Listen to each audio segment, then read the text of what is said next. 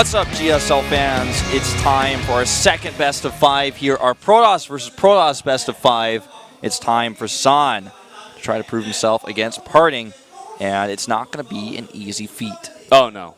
He made it look easy yesterday, taking out both Su and Maru, but he has a very different matchup here against Parting. Parting is very, very good in PvP. He's great at tempo play, and I'm really looking forward to see what San can do to prove all of us wrong once again, to possibly take it versus Parting.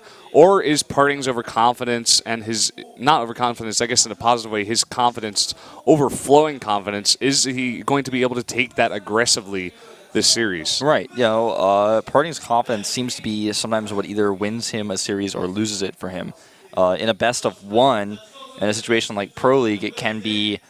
It's hard to actually assess that oftentimes because you look at it and say, okay, well, he was confident going into the game and he lost, or you know, he was overconfident going into the game and he lost. But I feel like in a best of series, especially a best of 5 where the games go a bit longer, he might get affected if he's looking really confident and then starts to lose his hold on the series. And then San, who just seems to be honest, actually, in my opinion, I think the best prepared player we've seen so far this tournament. Oh, yeah, definitely. I think he's like, I'm in Korea now, I'm back, I want to prove myself, and he's like taking this tournament almost arguably more seriously than anybody else. I feel like he's just like wants to win this so bad that his preparation has been solid. I mean, to be totally honest, for him, he has the most to prove here because all the Korean players, you know, Korean is the hardest region, blah, blah, blah. He's like, no. I'm Korean as well. I used to play here all the time. I went back to Europe. You know, I went to Europe to try my hand over there. Now I'm coming back to Korea, and I'm going to beat all you guys over here as well. And so far, he's proven himself. He has another big Titan in front of him. Not sure how he's going to do, but... It's crazy he beats a GSL finalist and the best Terran player in the world to get out in first place. Yeah. And now he's playing against Parting, who's, you know, honestly one of our better... Protoss versus Protoss players that we have in Korea. He's on SK Telecom T1 like Su. And that is Parting in a nutshell. Coming out, they both smile and shake hands. Ooh, I like that. These two very friendly with each other, obviously. Well, our production people almost got hit by that steam there. He was a bit shocked when that came out. Thing is, like, if you look at that, you're like, wow, we got to see him on camera get shocked by that. That's weird. That's strange. But actually, if you stand next to one of those things that goes off, it is so loud and jarring and sudden. If you don't get scared by that, you don't have emotions, and you should probably get something checked out. You're not human. You're like Zest. You're a robot. You just should just play Starcraft. There might be something wrong with you. You need to assess yourself because, like, there are dangerous and loud and scary things in this world you need to be careful about, okay? There's a reason why that scares you. That's part of your human nature because that's dangerous, okay? Now, going into this guy's stats, he beat Maru 2-0. Was able to take a 2-1 against Su to take that win. Now, this is a man who's a bit different from everybody else because he has his fingers in 3 regions. He's, first of all, ethnically Korean. He plays in Europe, and he's on a Taiwanese team. So, a lot of different fans from different places for this guy. Yeah, and of course, here's Parting. He's all over the place, but like you said, here's Parting. GSL Season 1 Code S Round of 8. Was able to make his way into the Round of 4 as well. He's in a good mood, man, and whenever Parting is in a good mood, he plays well. If he's like up and high spirits, it shows in his play. And I think we're going to see a very strong and possibly even very aggressive Parting here in game number 1. Overgrowth is the map. By the way, these maps are predetermined. It's not loser's pick, as I originally thought in game 2 of our previous series. They're all set beforehand. So just keep that in mind as we go into this. San, definitely the underdog, I think, by most people's standards. But actually, based on the preparation I saw from him yesterday and how well he played against 2 great players, yes, in different matchups, but how well he played yesterday, I actually favor him today. And I would never say that, ever, about a player who's from another region playing against one of the best players who stays in Korea, plays in the hardest region. But with how well he played yesterday and how seriously he's obviously taking this tournament and his preparation, I'm liking it for him here. And Well, there's a reason why, even in Korea, players are able to come out of nowhere and just perform so well. It's on the back of incredible preparation, incredibly hard work every single day, practicing so much. Good practice as well, not just laddering, you know, actually practicing with your teammates, custom games, practicing against certain builds, practicing your own certain builds. And it's obvious that San has done it coming into this match. Certainly has, man. A lot of banter going on in the lobby, as you can tell by the typing and then the reactions on the faces, the smiles. I don't have the lobby in front of me right now, so I can't tell you what they're talking about. But this isn't this parting, like, cheeky smile where he's just like, oh, I've got this, I can't believe you think you can beat me. This is just this friendly smile. And that's a good sign for parting fans, because it means he's not coming into this with his head in the clouds. Yeah, he actually looks really focused. You know, after having the fun in the chat, now he like fixes his headset. He's like, all right, I got this. He fixes his glasses, puts his hands down, and he's ready to kill some nerds. He's ready to kill some nerds. Well, he's got one he's got to go through first if he wants to go to the finals. And for parting, at least for him in his head, as well as San, they both know the matchup they prepared for now will also be the matchup they play in the finals. The winner of this best of 5 does go there. Let's find out who's going to take the lead on Overgrowth. This is the GSL Global Tournament with Brennan and Wolf.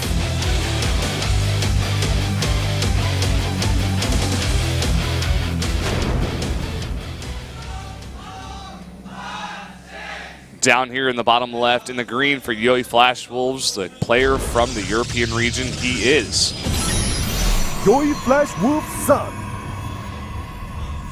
San being the word for mountain in Korean. So he wants to be a mountain, unmovable.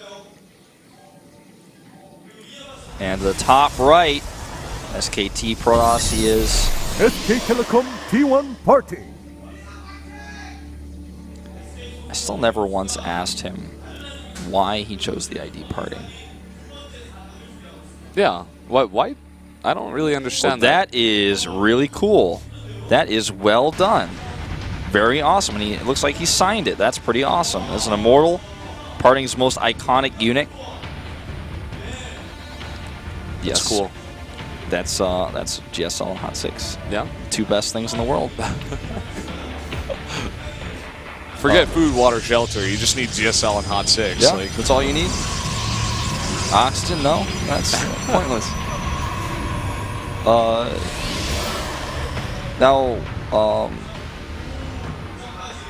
Well, that's a cool hat. It's gonna fly away. Better be careful. Don't move his head too much.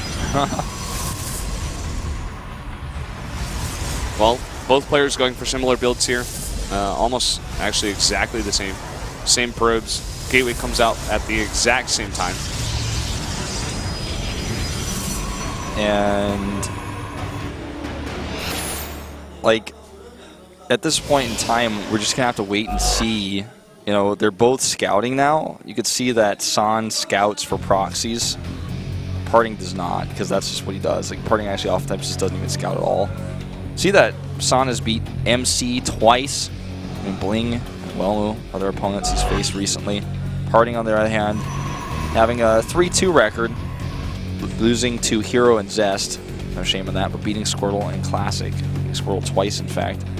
So it looks to be actually that San is the one who's proxying, and I think it's going to be DTs.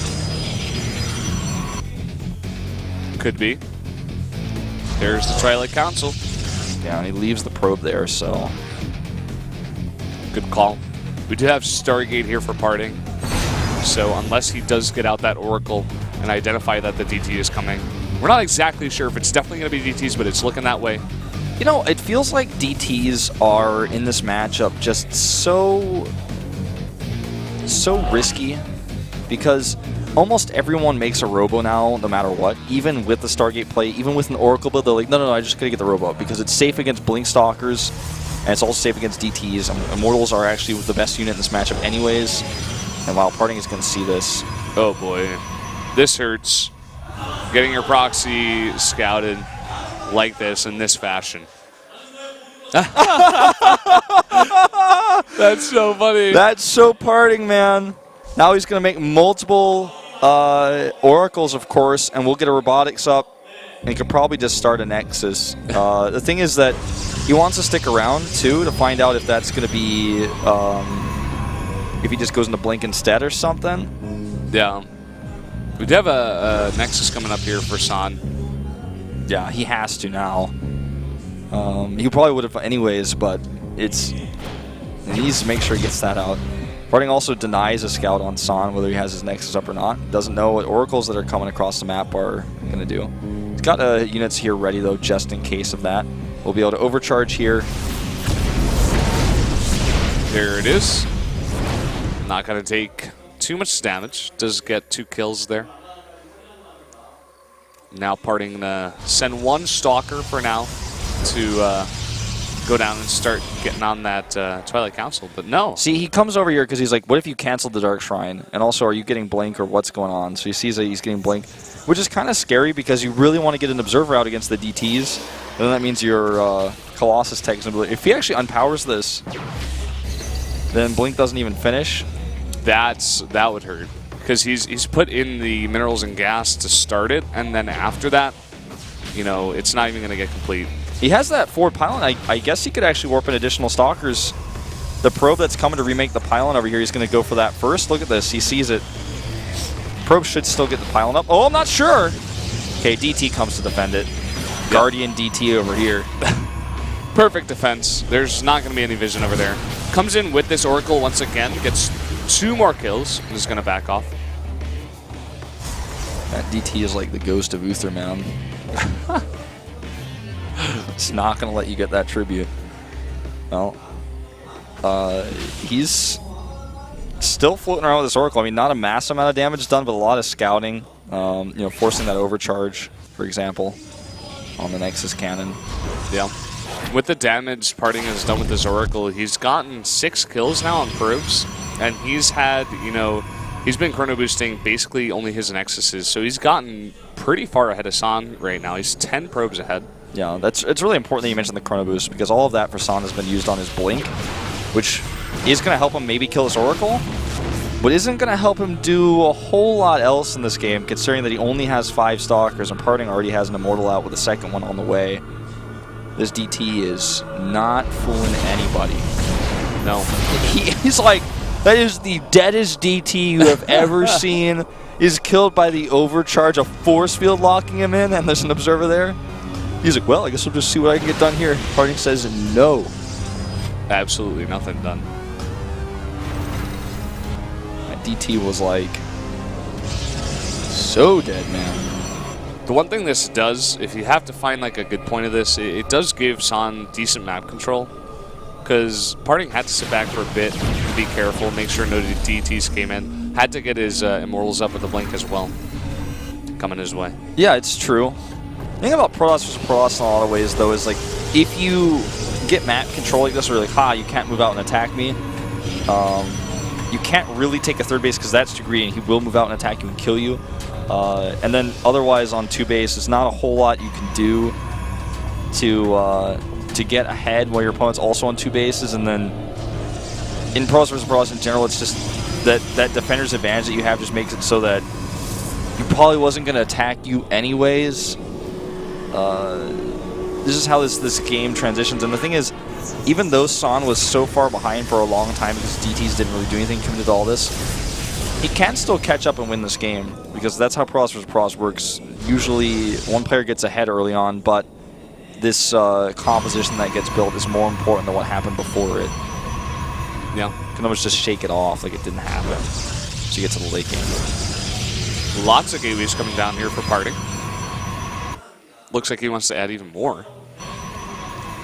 San goes for Colossi here. And he wants to, if he can, keep that a secret, but it's not a secret. Observer sees everything, man. He's going to come in there, see the Robo, the robotics bay as well. Look at this. That is pretty cool. That is getting some bang for your buck right there. Definitely. That's like reusing a Ziploc bag. That could be gross depending on what you put in it before. Like if you made peanut butter and jelly and then after it you put like something else in there. Like anything else? You're like coins in there? I'm like, yeah, that's gross too. Oh. I was thinking some other kind of food, but that just like takes the cake. You know what? I've never seen or used a Ziploc bag in Korea. Do we have those? They have them. Okay, Yeah. I thought so, but I'm just like, I'm like, wow, I never used a Ziploc bag in several years. Now this is the big push out of Parting. He has the He's going for +2 it. about to finish. He has the Templar Archives and 3 Archons in there. He has the Immortal count up on San as well. And, you know, San investing a lot into Blink. He has 4 Stalkers right now, trying to transition into Colossi, but he only has 1. Yeah, holding the third base against this is just a big no-no. It's absolutely not going to happen. He's going to try to feed back that Mothership core. +2 advantage here for Parting. And if he can get his Immortals in there. Oh, wow, he's just going in. Assassination attempt. Will it be successful? Yes. Easy. And uh-oh, without that, not a whole... Oh, that... that Colossus is in the wrong place at the wrong time. Now has to be microed back, and during all of this, he's not firing. Now with the Warpman on the high ground, he's surrounded. Way too much firepower here for Parting. These units trapped on the ramp, taking so much AoE from the Archon. And that Colossus is DED dead. So will be this Nexus in just a moment. And GG. Parting just cut his head off. Oh, yeah. I feel like in part, no pun intended, San going for the DTs and it getting scouted and then trying to transition and do too much.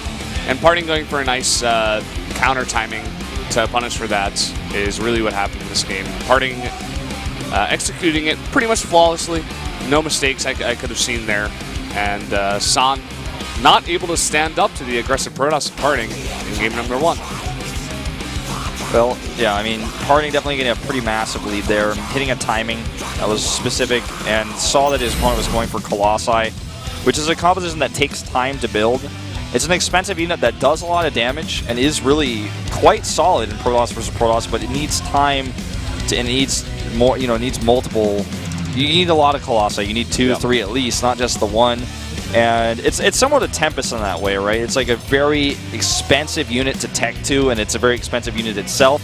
But if you get enough of them out, they're quite good in Protoss versus Protoss. But you know, if you're Parting and you realize there's this window of time while he's trying to get the Colossi out, then you could punish for it. And still a smile on San's face after that one. And you know, he's not used to playing against these SKT Protosses. They scout everywhere. Nobody hides DTs in Korea anymore because you're just going to get scouted. That's actually true. The most Protoss versus Protoss players, they will get that scout on the entire map. And the proxy's usually not doing much unless it's a specific map. And Frost is a big one. Very big map. Could definitely hide stuff on this map. A lot easier than the previous one.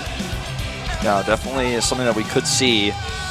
It's a much bigger map too, so doing attacks like the one we saw from Parting to try to end the game are going to be a little bit tougher to pull off. It's going to take a little bit more walking distance.